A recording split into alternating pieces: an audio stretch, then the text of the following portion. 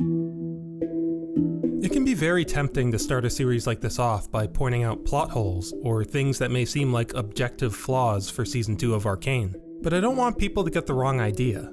A flaw can sometimes imply a mistake or a lack of intent, which minimizes the impact of creative decision-making. For example, I think it was most people's first instinct to pin a lot of problems on the series being only 2 seasons. A common belief among critics is that if Arcane just had more episodes, then the writers would have enough time to fix all these issues. But while I agree that a lack of runtime complicated things, I don't think it amounts to even half of Season 2's writing woes. A lot of problems, including the pacing, are a direct result of very intentional writing decisions. There is a universe where a Season 2 of Arcane efficiently caps off all the plot lines set up in the first season within just 9 episodes. But that's not what our Season 2 was trying to accomplish. What our Season 2 did was spend valuable time derailing itself from the path Season 1 set it on, because its goal was to tell a very different story. So, in order to demonstrate that, I decided it would be best to start with something far more broad and all-encompassing, to really highlight where Season 2's priorities were. A theme Season 1 likes to play around with is potential. The idea that everything and everyone has the potential for not only greatness and creation and life, but also wickedness and destruction and death. And there's no better representation of this than the core technology that the whole show revolves around, hextech. Because what could represent more potential than the arcane, literal magic, being introduced into a society that doesn't fully understand it? Heimerdinger will recognize the potential. He already does. It scares him. It scares them all. The events that take place in episode 3 are not a coincidence. We get a scene of Jace and Victor having this massive breakthrough with hextech, a breakthrough that leads to the Hex Gates, a technology that furthers the social and financial prosperity of Piltover by leaps and bounds. And it's not just the birth of a new technology we're witnessing, it's the birth of new relationships like the one between Jace and Victor and Jace and Mel. Meanwhile, at the exact same time, Powder is having a technological breakthrough of her own, finally getting one of her monkey bombs to work. Only the result of this breakthrough is catastrophic, and we witness relationships being destroyed, both physically and psychologically. The dichotomy between these two scenes is the catalyst for the entire show. As a viewer, we get to witness firsthand what the Arcane is capable of, both good and bad, and with it comes tough questions. Questions like, are the benefits worth the risks? When Jace first introduces the concept of controlling magic to Heimerdinger, he outright rejects it altogether. It's Heimerdinger's old age and experience that lets him recognize the dangers of such an endeavor, dangers that Jace in his young age can't even begin to understand. But it's Jace's youth and imagination that lets him see the possibilities that may be lost on a pragmatic thinker like Heimerdinger. It's here where we have our first philosophical conflict surrounding hextech that drives the story forward, until its eventual resolution with the breakthrough and the Hex Gates. Now, it's really important to hammer the point home that the Hex Gates were a net positive for Piltover. Even Heimerdinger, who was starkly against the concept, has to admit as much in the time skip, going as far as to recommend Jace for the Progress Day speech, an honor he doesn't give away lightly. Heimerdinger wasn't wrong about the risks. We know what hextech is capable of, but in this particular case, he was wrong about its potential. He thought it couldn't help Piltover, but it did. This could have gone another way, but it didn't. It's scenarios like this that breathe nuance into how our characters interact with hextech, because the right or wrong decisions aren't always clear. Just like alchemy in the show Full Metal Alchemist, or bending in the show Avatar: The Last Airbender. These are things that reflect technologies in our own lives, technologies that come with their own unique advantages and disadvantages. And just like alchemy, or bending, or the internet, the question isn't as simple as whether or not these things are inherently good or bad. The questions are in how we use and develop them. In Hextech's case, we see these questions drive the story forward up until the very end of Season 1. Are Jace and Victor justified in pushing forward with their Hextech gemstones without the proper means of protecting against misuse? Is Heimerdinger in the right for delaying the technology by roughly a decade, if it means citizens will suffer in the meantime? Is Victor justified in pursuing life-saving technology if the speed of his pursuit is dangerous and puts other lives at risk? Should Heimerdinger destroy the Hex Core to prevent the chance of a catastrophe in exchange for Victor's life and all the lives that it could help? Is hextech weaponry justified for protecting lives if it means a heavier collateral? And the questions just don't stop. No matter what the context, hextech's potential benefits come packaged with potential risks. And this is part of why so many characters don't fall neatly into roles of heroes or villains, because who's to say what the right decisions are? It's not until we see the consequences that we get to look back with hindsight and make that call. But even then, it's not always easy. All of these questions, all of these tough decisions, come to a head in episode 9, with Jinx firing the hextech weapon at the council. This is an excellent ending that wraps up a ton of different themes and character arcs, but for now, I just want to focus on the topic we've been discussing, the technology. It's here we have hextech's potential manifesting in the worst possible way at the worst possible time. Jinx's decision here will start a war and destroy more lives and more relationships than anything before it. And if there's one thing the show tries to make clear here, one thing that gets repeated over and over and over again throughout season 1, it's that things didn't have to go this way. This is a huge part of what makes this ending such a tragedy. What could have been, the title of the key track for this episode, is a contemplation of how things could have been different. After the death of Sky, Victor was resigned to destroying the Hex Core. After a poor experience raiding the Shimmer manufacturing plant, Jace was resigned to destroying the Hammer. Mel is shown rejecting her mother's desire to develop hextech as a weapon to defend what remains of her family. This isn't just an ending that laments the loss of potential character growth and relationships and prosperity between the two cities. It laments the loss of hextech's future, a future where it could have been developed with good intention and newfound experience. This one decision will start a conflict that will necessitate hextech's further development into weapons in order to win a war with the Undercity. It'll create room for Ambessa to get her foot in the door and have hextech develop in the way that she wants. It'll give Jace the moral obligation to defend the city, and it'll give Victor, a humanitarian from the Undercity who will undoubtedly be distanced by Jace's actions, an excuse to hold on to the Hex Core. We were just on the verge of hextech moving in a much more positive direction.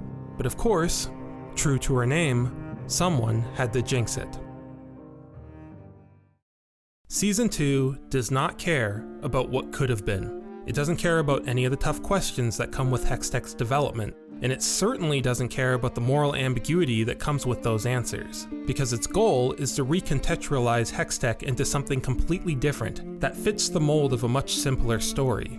Instead of being a ball of pure potential that can go either way, Season 2 tries to morph it into something inherently flawed, something that our characters shouldn't rely on, or dream with, or inspire to improve. And we get a glimpse of this newfound philosophy as early as the first episode. Hextech may keep us alive, Jace, but it's not what will save us. By the second episode, the message becomes clearer. The show decides to reveal a nasty side effect of the Hex Gates that seems to be killing Echo's tree, a side effect that, after 2 years of development under the supervision of a conservative council and 4 years of operation, went entirely unnoticed up until this very moment. Keep in mind, this is a plot point that goes unresolved for the rest of the season, because its introduction only has 2 goals: to give Echo and Heimerdinger an excuse to end up at the Hex Gates, and to paint the Hex Gates as a flawed technology. It's worth pointing out that the Hex Gates are the only blanket positive invention we see come out of Hextech in Season 1. It was the one and only representation of Hextech's potential to be an ethical technology. But of course, Season 2 doesn't want this, so it introduces a snag. But if that wasn't enough, in Episode 3, we get the anomaly. You'll have a very hard time finding an explanation for what exactly the anomaly is, but what it is isn't important. It's what it represents. What it represents is the fact that Hextech, and by extension the Arcane, is unpredictable, uncontrollable, and inherently corrupt. The anomaly produces such a massive problem that it far outweighs any potential good that the Hex Gates can bring. And because it's presented to not only be undetectable, we tested our hextech under every conceivable condition for years, but unpreventable, the difficult question that made up Hextech's identity starts to disappear. Do the benefits outweigh the risks? With the introduction of the anomaly, they absolutely don't. You can disagree with that sentiment, but this is an argument that Season 2 will continue to make throughout its runtime, starting with Victor's further contributions to the technology. When we first see him use the hex core to heal the side effects of Shimmer, we're not introduced to any obvious drawbacks, but it's later revealed that the people being healed by Victor were becoming part of a hive mind and losing their humanity. This is not a situation where it's hard to pick a side.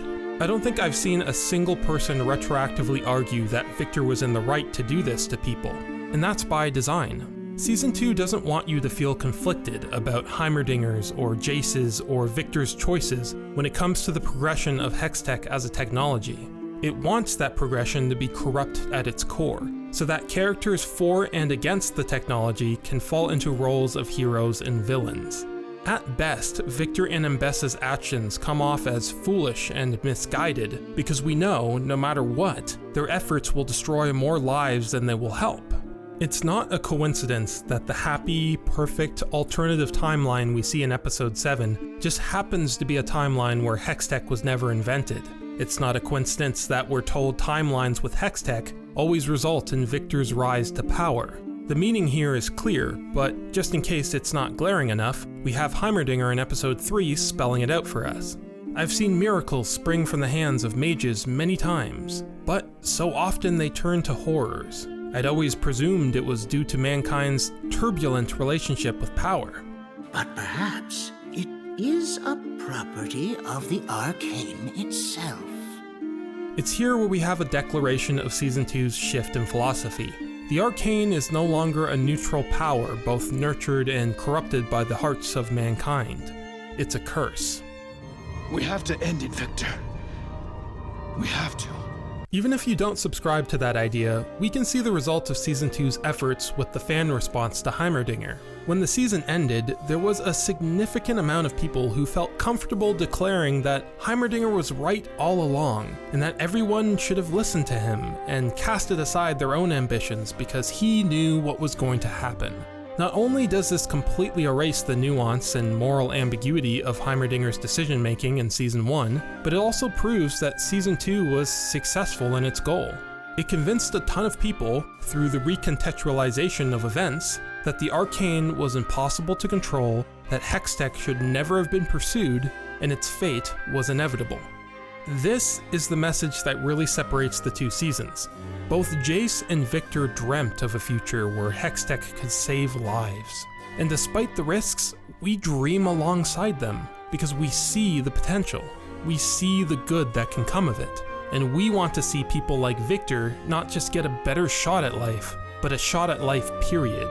Season 2's insistence on hextech being an inherently cursed endeavor makes Jace's and Victor's dream worse than risky, worse than pointless. It makes it wrong. And this is what the show pigeonholes itself into by the end, having to imply that Victor was actually irrational for thinking that his very preventable disease was something he should try to improve, not only for himself, but for others. The message, whether intentional or not, was that Victor was better off not dreaming at all.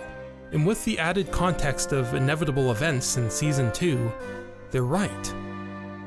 The death of a dream is painful, and it's part of what makes Episode 9's ending so tragic.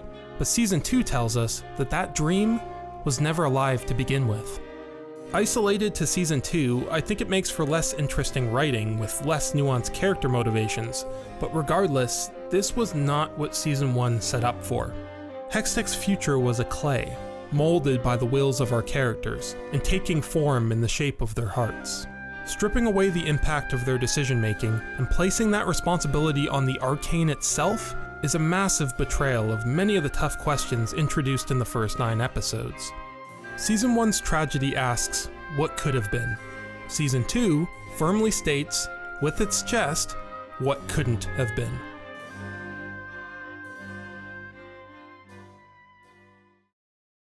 Today, we tackled a bit of an abstract theme surrounding hextech, and its relationship with a few characters living in Piltover. Next time, I want to get into some more concrete ideas, breaking down a couple characters from the Undercity.